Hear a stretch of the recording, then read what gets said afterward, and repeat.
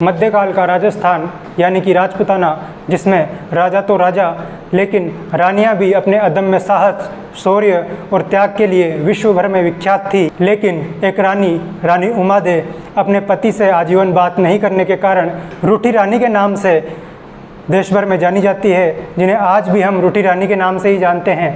तो कहानी शुरू होती है मारवाड़ के राव राजा मालदेव से, जो कि 1532 में अपने पिता गंगा की हत्या करके राजा बनते हैं। जब ये राजा बनते हैं तो इनके क्षेत्राधिकार में सिर्फ 2 परगने जोधपुर और सोजत, जो कि पाली में, वर्तमान पाली में स्थित है, जोधपुर और सोजत हुआ करते थे। बाद में मालदेव ने 52 युद्धों में 58 परगने जीते थे और इस प्रकार उन्होंने अपना साम्राज्य विस्तार किया था। और इसी साम्राज्य विस्तार की कड़ी में अगला नाम जैसलमेर का था। जैसलमेर के लूणकरण भाटी को जब पता लगता है कि मारवाड़ का राजा जैसलमेर पर आक्रमण करने की तैयारी कर रहा है, तो ये इस आक्रमण को टालने के लिए अपनी पुत्री उमादे का विवाह मारवाड़ के राजा मालदेव से तय कर देता है। परंतु इस विवाह की आड़ में लूणकरण की जो वास्तविक मंशा थी वो ये थी कि मारवाड़ के राजा जब शादी के लिए आए तो उनकी हत्या कर किस प्रकार मारवाड़ पर शासन किया जाए। लेकिन इस साजिश की खबर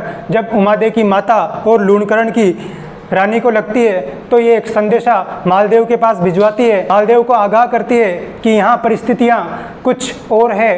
तो मालदेव इस संदेश को पढ़कर एक भारी भरकम सेना तैयार करता है और विवाह के लिए जैसलमेर आता है। मालदेव की भारी भरकम जो सेना थी उसे देखकर जैसलमेर के लूणकरण भाटी का मन परिवर्तित हो जाता है और वह दुखी मन से विवाह संपन्न करवाता है। तो कहीं ना कहीं एक मतभेद की जो शुरुआत है वो इस शादी से ही हो जाती है उमादे और जो मालदेव है उनके बीच। लेकिन जो वास्तविक कारण रानी के रूठने के पीछे है, जैसा कि लोग बताते हैं कि शादी की रात जब मालदेव की रानी के कक्ष में नहीं जाते हैं तो रानी अपनी एक दासी भारमली को राजा को बुलाने के लिए भेजती है। लेकिन उस रात राजा इतने नशे में होते हैं कि वो भारमली को ही अपनी रानी समझ बैठते हैं और उन्हीं के साथ समय व्यतीत करने लगते हैं। जब बहुत देर तक भारमली वापस रानी के पास नहीं जाती है तो रानी उमादे अपने कक्ष से बाहर आकर स्वयं इस स्थिति को अपनी आंखों से देखती है कि राजा भारमली के साथ बैठे हैं और उनसे बातें कर रहे हैं। तो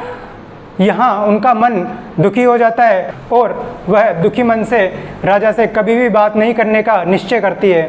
उमादे के मालदेव से रूठ जाने के कारण इन्हें जोधपुर ना रखकर अजमेर के किले में रखा जाता है। जब शेरशाह का आक्रमण अजमेर पर होने की आशंका होती है तब रानी को जोधपुर बुलाने के लिए बहुत प्रयत्न किया जाता है, लेकिन रानी जोधपुर ना आकर के एक छोटे से गांव कोसाना में जाती है और वहां थोड़े दिन रहकर गूंदोज अपने दत्तक पुत्र राम के साथ चली जाती है। लेकिन इन सब के बाद जब मालदेव का देहांत होता है तो रानी उमादे भी उनके साथ सती हो जाती है।